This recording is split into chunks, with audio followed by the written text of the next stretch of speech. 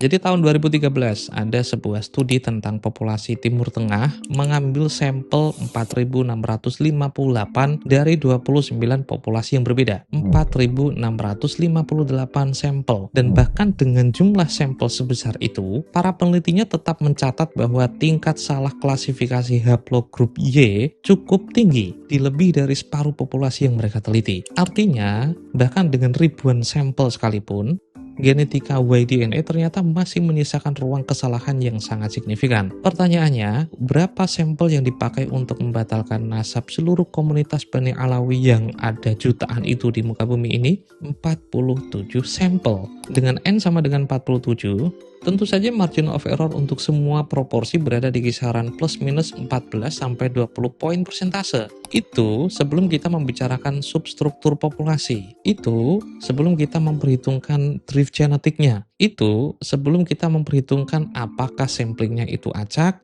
atau hanya mengambil dari klan tertentu saja. Bani Alawi kan ada banyak jumlahnya dan banyak subkultur atau submarga di sana. Angka 40 itu bukan hanya kecil, ia teramat kecil sampai klaim apapun yang dibangun di atasnya bisa sangat rapuh secara metodologis. Itu loh yang mau saya sampaikan di video saya sebelumnya. Dan saya merujuk dua pakar, yaitu Mas Zain Hafi dan Pak Ahmad Utomo. Dua-duanya adalah ahli DNA dan ahli biomed yang argumennya konsisten dengan literatur genetika populasi internasional. Tapi ternyata responnya seperti ini. Dua sumber malabas itu tidak bisa dipakai karena Zain Hafi adalah Bani Alawi, jadi ada conflict of interest. Sementara sumber satunya lagi pendukung.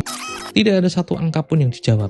Tidak ada sanggahan tentang margin of error. Tidak ada penjelasan kenapa 47 sampel sudah cukup. Yang ada, Zain Hafi ditolak karena dia Bani Alawi. Dan Pak Ahmad Utomo ditolak karena dugaan afiliasi politik. Kalau logika itu diterapkan secara konsisten, coba lihat apa yang terjadi. Skoreci itu, papernya yang dipakai oleh siapapun, adalah dokter dan genetikawan Yahudi Ortodok. Dia juga seorang Kohen, komunitas yang mengklaim sebagai keturunan Nabi Harun. Dan dialah yang memulai riset Y kromosom Nabi Harun, sebuah riset besar yang menguji apakah garis imam Yahudi itu punya penanda genetik tunggal. Kalau Y-DNA menunjukkan Kohanim tidak berbagi leluhur tunggal, tentu saja nasab Skoreci sendiri yang runtuh. Tapi ternyata tidak ada satupun jurnal yang mendiskualifikasi Skoreci karena dia seorang Kohen dan seorang Yahudi. Reviewnya ya di-review, dikutip banyak orang, termasuk para pembatal nasab Bani Alawi, dan diterima oleh komunitas genetika internasional. Kalau komunitas genetika dunia itu tidak mendiskualifikasi Skoreci yang menguji nasabnya sendiri,